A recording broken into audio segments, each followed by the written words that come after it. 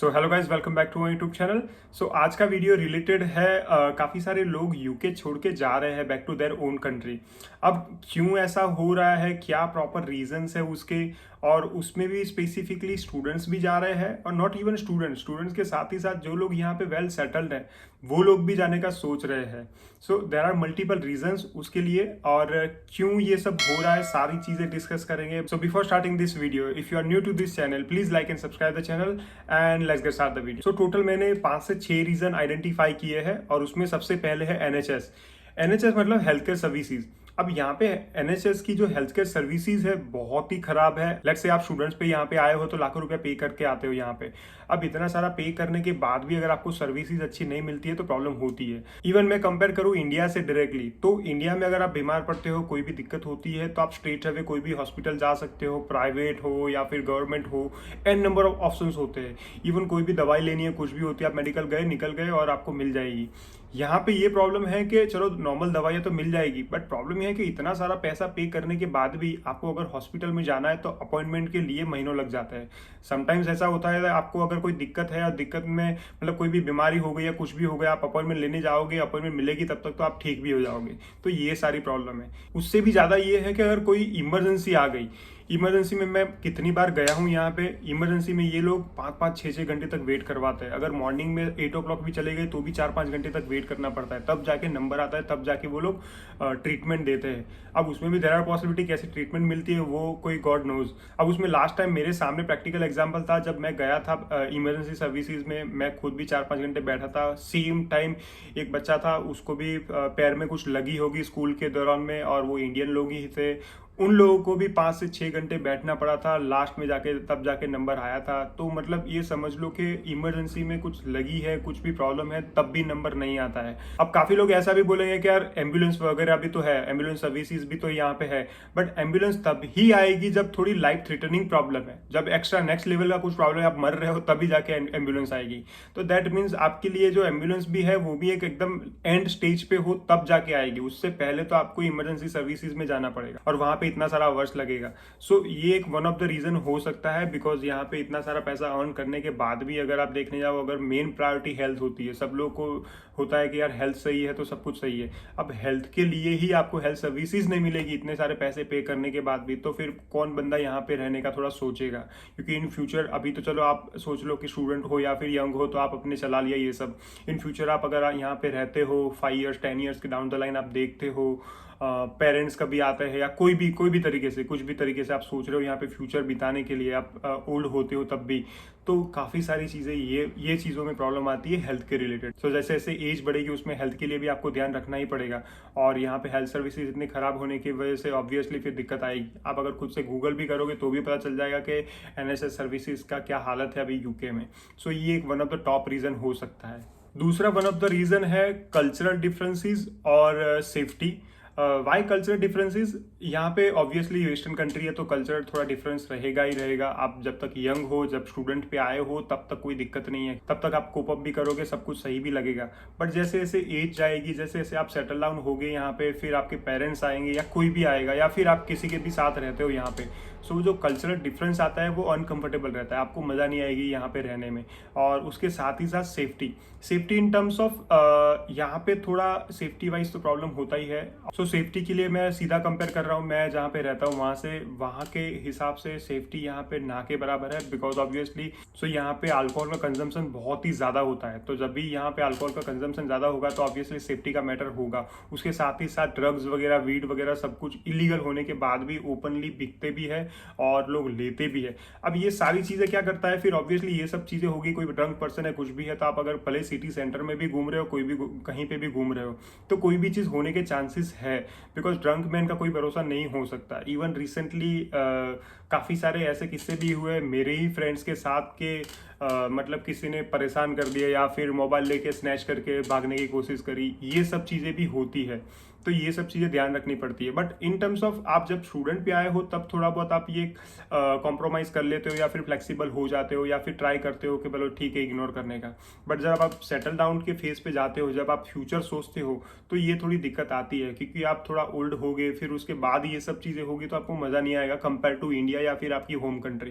क्योंकि इंडिया में अगर आप कहीं पे रह रहे हो तो एटलीस्ट ये सब चीज़ें आपको थोड़ी दिक्कत कम करेगी। सो ये एक वन ऑफ द रीज़न ये भी हो सकता है। सो अब बात करते हैं इन्फ्लेशन एंड टैक्सेस। सबको पता ही होगा कि यूके का इन्फ्लेशन कितना खराब चल रहा है अभी। सभी चीज़ बहुत ही महंगी हो गई है। जब मैं यहाँ पे 2021 में आया था, 2 साल पहले की बात करूँ तो काफ़ी सारी चीज़ें उस टाइम पे बहुत सस्ती थी।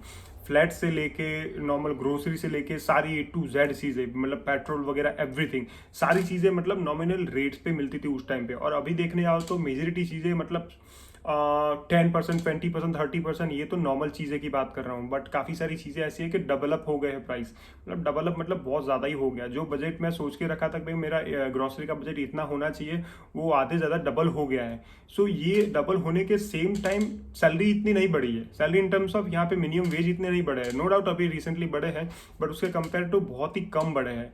अब सैलरी अगर बढ़ती है तो टैक्स का भी प्रॉब्लम है। अब टैक्स में यहाँ पे ऐसा है कि 40-45% मतलब इतना हद तक का टैक्स बढ़ सकता है। अब 45 मतलब आधी सैलरी हो गई। अब उसमें आप समझ लो कि 50,000 एवरेज में, अगर एक एग्जांपल दूं कि 50,000 भी सैलरी कमा रहे हो यहाँ पे, 50,000 मतलब 50 lakhs। सो 50,000 सैलरी में भी टैक्स वगैरह और NI वगैरह कैलकुलेट करूँ तो बच के आपके हाथ में आएगा 35,000 मतलब 35 lakhs। तो ये एक आइडल सैलरी हो सकती है। बट उसके अंदर भी मैंने जैसे बताया इन्फ्लेशन वगैरह बहुत सारी प्रॉब्लम आती है, और जरूरी नहीं कि ऐसी जॉब आपको इजीली मिल भी जाए जो 50,000 सैलरी दे दे। सो ये भी एक वन ऑफ द रीजन है। अब इतना सारा इन्फ्लेशन और टैक्सेस के सामने अगर आपकी जॉब सही नहीं है, अगर आपकी सैलरी सही नहीं है, तो यहाँ पे सर्वाइव करना बहुत ही मुश्किल हो सकता है। बिकॉज यहाँ पे जॉब्स का भी अभी तो काफी टाइम से प्रॉब्लम आ रहा है। सो ये चीज मैंने काफी सारे वीडियोज में बोला हुआ है। अगेन मैं फिर से वही चीज रिपीट नहीं करूंगा। बट हाँ, एक चीज यहाँ पे आपको ये भी देखनी है कि जॉब्स वगैरह कैसी है। यहाँ पे जॉब तो चलो मिल जाएगी, अगर आप स्किल वर्कर हो या आपके पास अच्छी स्किल है तो अच्छी जॉब मिल जाएगी। बट आप जैसे मैंने बताया एक आइडल सैलरी 50,000 एक होनी चाहिए मिनिमम। अगर उतनी सैलरी भी अगर आपको लेने जाओगे तो बहुत ही ज़्यादा डिमांड होगी, बहुत ही ज़्यादा स्किल मांगेंगे, तब जाके ये सैलरी मिल सकती है। तो आपको ये भी चीज़ कंसिडर करनी है, जॉब प्रोस्पेक्टिव भी। अब बात करते हैं यहाँ के बिजनेस का कल्चर का और वेदर का। सो फर्स्ट बात करते हैं बिजनेस कल्चर का। बिजनेस कल्चर मतलब कि यहाँ पे जो भी शॉप्स वगैरह होती है, नॉर्मली जो भी मॉल्स होते हैं, सारी चीज़ें होता क्या है कि शाम पड़ते पड़ते सब बंद हो जाता है। अब कंपेयर टू इंडिया देखने आओ तो इंडिया तो रात को लेट तक 12, 1, 2 पूरी रात तक भी चालू रहता है। तो ये एक लाइवलीनेस आपको मिल जाएगी आपकी कंट्री में। और यहाँ पे क्या उल्टा होता है कि हम सोच रहे थे कि यार यहाँ पे आएंगे तो यहाँ पे भी 24 आवर चीज़ें खुली रहेगी, बट ऐसा नहीं है। बहुत ही रेयर चीज़ें होती है जो 24 आवर खुली रहती है, और उसमें भी लेट नाइट तक जो थोड़े बहुत रेस्टोरेंट्स, पब्स वगैरह, बार वगैरह होते हैं वो खुले रहते हैं। तो वो तो मतलब नहीं बनता। अब आपका ये होता है कि अगर लेट नाइट तक कोई दूसरी चीज़ें भी खुली रहे तो आपको थोड़ा अच्छा भी लगे। यहाँ पे होता क्या है कि नॉर्मल दिनों में 6-7 बजे सब कुछ बंद हो जाता है, और अगर संडे वगैरह है तो 3-4 बजे ही सब कुछ बंद हो जाता है। तो होता क्या है कि आप अगर घूमने बाहर निकले कुछ भी है तो सब कुछ तो बंद ही है। मतलब बस लोग ऐसे घूम रहे हैं वीकेंड्स में, और नॉर्मल वीकेंड नहीं है, और अगर आप आधे दिन पे अगर घूम रहे हो तो कोई बंदा भी नहीं दिखेगा। तो ये एक प्रॉब्लम है। अब उसके साथ ही साथ वेदर की बात करूँ, वेदर में होता है कि समर होता है 3-4 महीने का। अब जब समर होता है तब आपको पब्लिक दिखेगी, सब लोग बाहर निकल जाएंगे, रश होगा, सब कुछ देखेगा। जैसे ही समर गया, समर भी 3-4 महीने का बोलते हैं, देयर आर पॉसिबिलिटी उसमें समर में भी बारिश आती है, ठंडी रहती है, तो वो समर भी एक्चुअल समर नहीं होता है। और उसके अलावा का जो टाइम है विंटर टाइम, जो थ्रू आउट द 9 से 10 महीना, वो विंटर में तो प्रॉब्लम ये है कि अंधेरा एक तो 3-4 बजे हो जाएगा, और उसके साथ ही साथ बारिश भी इतनी रहती है। तो कभी भी ऑल ऑफ सडन बारिश दिखेगी और मेजोरिटी टाइम अंधेरा ही अंधेरा होगा। तो ये पूरा डिप्रेसिव माहौल होता है। आप अगर जॉब कर रहे हो तो आप जा रहे हो जॉब पे तब भी अंधेरा है, आ रहे हो घर पे तब भी अंधेरा है, आपको उजाला दिख ही नहीं रहा है। इसकी वजह से लोगों को हेल्थ कंसर्न भी आता है, विटामिन डी का डेफिशिएट हो जाता है। मेरे साथ भी हुआ था, और सबके साथ यहाँ पे होते हैं जो भी एशियंस लोग हैं। तो ये एक one of the biggest reason ये भी हो सकता है, क्योंकि बहुत ही डिप्रेसिव हो जाता है। जब आप नए नए आए हो, जब यंग हो, आप ऐसा लगता है कि स्टूडेंट पे हो या फिर थोड़ा बहुत घूमते फिरते हो, तब तो उस टाइम पे थोड़ा बहुत चल जाता है 1-2 साल के लिए। बट आप लेटर ऑन देखते हो सेटल डाउन के लिए, जैसे 5 साल के बाद या 10 साल के बाद, तो ये थोड़ा आपको अनकंफर्टेबल फील करेगा। बिकॉज आपको कोई चीज़ खुली भी नहीं मिलेगी, लाइवलीनेस नहीं दिखेगी। जैसे इंडिया वगैरह मैंने जैसे पहले ही कंपेयर किया, आपको फूड कोर्ट्स वगैरह सब कुछ लेट नाइट तक खुले दिखेंगे। यहाँ पे ऐसा कुछ होता ही नहीं है। यहाँ पे कोई ऐसी चीज़ पता ही नहीं चलेगी आपको, तो रात को सारी चीज़ें बंद हो जाती है, मतलब एक डिप्रेसिव हो जाती है। तो एक वन ऑफ द रीज़न ये भी हो सकता है। अब ये मैंने जो सारी चीज़ें डिस्कस करी कि भाई एनएचएस हो गया या फिर सेफ्टी हो गई या लाइफस्टाइल हो गई या वेदर हो गया, सब लोग बोलते हैं चलो यार ये तो नॉमिनल चीज़ें हैं, कमाने आए हैं तो फिर ये तो सब एडजस्ट करना ही पड़ेगा। सो ये लोग करते भी है काफ़ी सारे लोग, और जिन लोगों से एडजस्ट नहीं होता वो लोग ऑब्वियसली रिटर्न भी हो जाते हैं। बट उससे भी ऑन टॉप ऑफ दैट एक one of the biggest reason है एक फैमिली वाला जो होम सिकनेस फील करते हैं, जो फैमिली का सपोर्ट फील करते हैं कि नहीं मिलता है यहाँ पे। सो ये एक सबके लिए एक सिमिलर एक्सपीरियंस हो गया, सबके लिए सिमिलर प्रॉब्लम हो गई है, ये कॉमन एक प्रॉब्लम हो गई। क्यों? क्योंकि यहाँ पे आते हो तो ऑब्वियसली आप पेरेंट्स वगैरह को ला नहीं सकते। पेरेंट्स के साथ ही साथ एक सोशल लाइफ भी होती है। नो डाउट यहाँ पे आप फ्रेंड्स बना लोगे या फिर कम्युनिटी में चले जाओगे, बट एक टेम्पररी चीज होती है वो चीज। और जैसे आप यहाँ पे आते हो तो 3-4 साल तक चल जाता है, कोई दिक्कत नहीं है। बट अगर आप डाउन द लाइन फ्यूचर में सोच रहे हो सेटल डाउन होने के लिए, सो एक फैमिली का एक पॉइंट ऑफ व्यू आ ही जाता है कि यार फैमिली भी साथ में हो तो थोड़ा अच्छा रहता है, घूमने के लिए भी, घूमने के साथ साथ रहने के लिए भी एक सपोर्ट रहता है। सो ये मोरल सपोर्ट भी रहना ज़रूरी होता है। अब ये चीज़ की वजह से भी काफ़ी सारे लोग रिटर्न जा रहे हैं। तो अब अगर आप लेट्स से इंडिया में ही हो तो ऑब्वियसली सबके साथ रह रहे हो, सोशल लाइफ रहती है प्रॉपरली, तो वो एक कंपेयर टू अच्छा एक ऑप्शन रहता है। सो यही रीज़न से ये सारे जो रीजंस मैंने डिस्कस करे हैं आज, वो एक टॉप प्रायोरिटी रीजन है। उसके बाद भी काफ़ी सारे रीज़न रहते होंगे। सो अगर आपको लगता है कोई और रीजंस है जाने के तो आप कमेंट में डाल सकते हो। बट ये मेरे हिसाब से टॉप रीजंस है जिसकी वजह से लोग यूके छोड़ के जा रहे हैं। नॉट इवन यूके, फॉरेन की कंट्री जो भी होती है, यहाँ से थोड़ा जाने के लिए ये सब रीजंस हो सकते हैं। और जो मैंने लास्ट रीजन बताया ये तो one of the top reason हो सकता है सबके लिए, even including me. I don't know मैं फ्यूचर में कितना टाइम तक यहाँ पे स्टे करूँगा। देयर आर पॉसिबिलिटी 4-5 साल रहूँ यहाँ पे या फिर यहाँ पे भी सेटल डाउन हुए, but not sure right now, कुछ भी डिसाइडेड नहीं है। बट अगर मुझे भी लगा कि ये रीजंस वगैरह मेरे लिए भी अफेक्टिव है, ज़्यादा इफेक्ट करेंगे, so then I can decide as well. Like so in future में शायद मैं डिसाइड करूंगा कि भाई यहाँ पे सेटल डाउन होना है या फिर इंडिया में सेटल डाउन होना है। But right now not decided. So I hope कि ये सारी चीज़ें समझ आई होगी आपको। ये वीडियो कोई नेगेटिव करने के लिए या फिर किसी को ऐसे नेगेटिव चीज़ें बताने के लिए नहीं था। ये जस्ट वीडियो इसीलिए था कि काफ़ी सारे लोग ब्लाइंडली आ जाते हैं यहाँ पे बाहर जाने के चक्कर में।